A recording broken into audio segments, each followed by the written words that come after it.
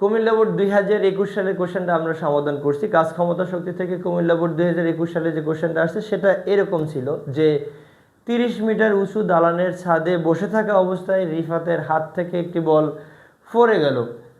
ঠিক একই সময় ভূমি থেকে সাদিক 10 মিটার পার সেকেন্ড বেগে একটি 0.2 গ্রাম ভরের পাথরকে বল বরাবর উপরের দিকে নিক্ষেপ করলো। প্রথম কোশ্চেন, এই সর্বোচ্চ উচ্চতায় পাথরটির বিভব শক্তি কত হবে? এটা ছিল গ নম্বর কোশ্চেন। আমরা শক্তির সংরক্ষণশীলতার নীতিটা জানি যে শক্তির মোট শক্তির পরিমাণ হয় যান্ত্রিক শক্তি, অর্থাৎ যান্ত্রিক শক্তি দুইটা শক্তির সমন্বয়ে গঠিত।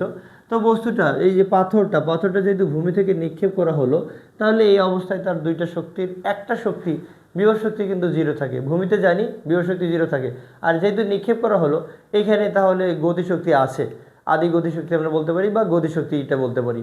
এবং সর্বোচ্চ উচ্চতায় যখন উঠতে উঠতে একদম সর্বোচ্চ উচ্চতায় উঠে যাবে তখন বেগ তো জিরো হয়ে যাবে, তখন এখানে তার গতিশক্তি থাকবে না, অর্থাৎ সর্বোচ্চ উচ্চতায় সকল শক্তি হয়ে যাবে, বিভব শক্তি হয়ে যাবে। তাহলে আমরা এখানে জাস্ট সর্বোচ্চ উচ্চতায় পাথরটির বিভব শক্তি যা হবে সেটা আমরা ভূপৃষ্ঠে বস্তুটির জাস্ট গতিশক্তি বের করলেই হবে। তাহলে আমরা এখান থেকে গ নম্বর কোশ্চেন সমাধান করছি। গতিশক্তি টি ইজ ইকুয়াল টু হলো half of m u's square আমরা বলবো, যদিও আমরা ভি স্কয়ার বলি, কিন্তু শুরুতে বেগ তো আদি বেগ দেওয়া আছে। এখন এখানে এই জায়গাটায় এম এর মান দেওয়া আছে, এম এর মান দেওয়া আছে 0.2 গ্রাম। এটাকে আমরা কেজিতে নিয়ে যেতে চাই, তাহলে এটা 0.2 ইন্টু 10 ইনভার্স 3 1000 দিয়ে ভাগ করব। তাহলে এটা হলো এটা জাস্ট এরকম হবে যে 2 ইন্টু 10 ইনভার্স 4 হবে, 2 ইন্টু 10 ইনভার্স 4 কেজি এটা আমরা নিব। এবারে জাস্ট ইউ এর মানটা, ইউ হলো আদিবেগ ইউ ইজ ইকুয়াল টু হলো 10 মিটার পার সেকেন্ড। তাহলে টি এর মান কত হয়, সর্বোচ্চ উচ্চতায় গতিশক্তি কত হবে? এটা হাফ। এম এর মান হলো 2 ইন্টু 10 ইনভার্স 4 এবং ইউ এর মান হলো 10 এর বর্গ হোল স্কয়ার। এটা কেটে দিতে পারি, তাহলে 10 ইনভার্স 4 ইন্টু হলো 100। তো এটাকে আমরা করলে জাস্ট এখানে দুইটা শূন্য পাবো, তাহলে 4টা থেকে 2টা বাদ দিলে 10 ইনভার্স 2 পাবো, তাহলে 0.01 এত শক্তি হয়। সর্বোচ্চ উচ্চতায় পাথরটার মোট শক্তি হবে বা পাথরটার বিভব শক্তি হবে 0.01 জুল। এবারে ভূমি স্পর্শ করার পূর্বে পাথর এবং বলের মধ্যে কোনো সংঘর্ষ হবে কি না, এই কোশ্চেনটা আমরা এরকম সমাধান করেছি যে একটা বস্তুকে যদি সর্বোচ্চ উচ্চতায় আমরা নিক্ষেপ করি বা উপরের দিকে নিক্ষেপ করি এবং অন্য একটা বস্তুকে যদি উপর থেকে ছেড়ে দিই, তাহলে ভূমি ছাড়া অন্য কোথাও তারা মিলিত হবে কি না, সেরকম একটা কোশ্চেন আমরা দেখি। ধরি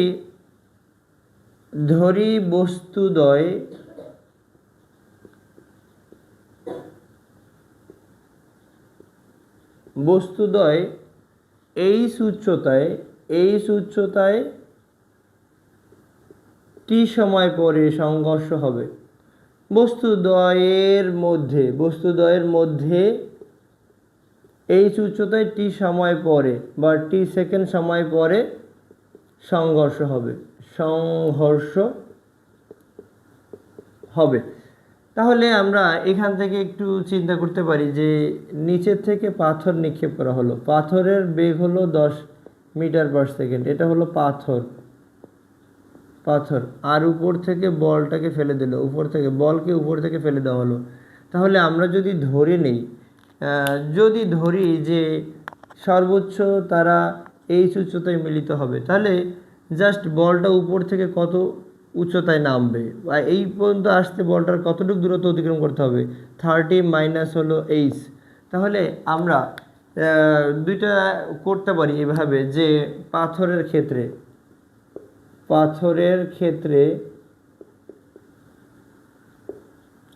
পাথরটা H is equal to ut, মানে এটা নিক্ষিপ্ত বস্তুর সূত্রের ক্ষেত্রে হবে ut minus half of GT square. আমরা এটাকে আপাতত এরকমই রাখছি।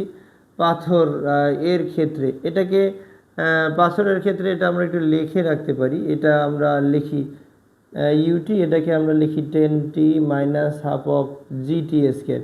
এটা যেন মিলে না যায়, অথবা আমরা একটা কাজ করি, এটাকে প্রথম বস্তু ধরে নিই।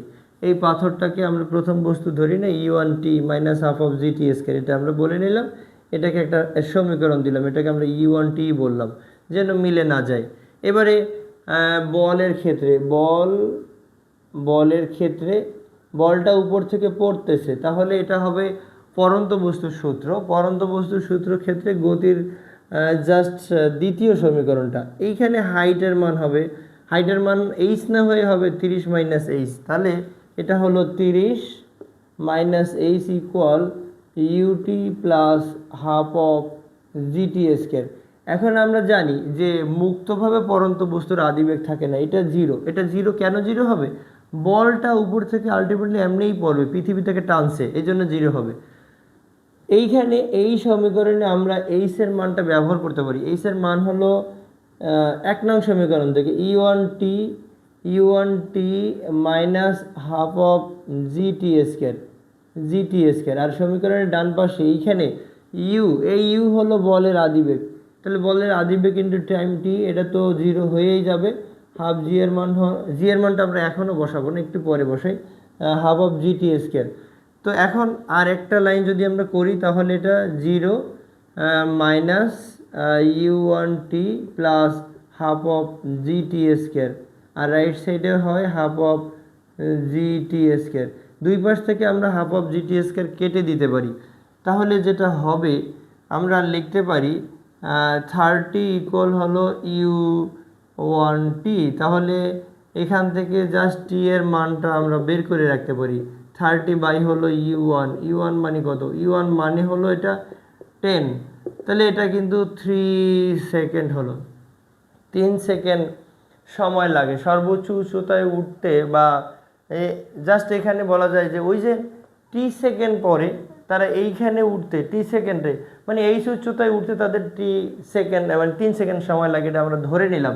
এখন যদি বস্তুদ্বয় মিলিত হবে, যদি হাইট এর মান পজিটিভ হয়, আমরা টি এর মান 1 নং সমীকরণে বসাই, তাহলে বুঝবো যে তারা সংঘর্ষে লিপ্ত হবে। টি এর মান আমরা 1 নং এ বসাই, 1 নং এ বসাই, তাহলে 1 নং সমীকরণে আমরা টি এর মানটা ব্যবহার করি, এবং সাথে তো ইউ এর মান আছেই।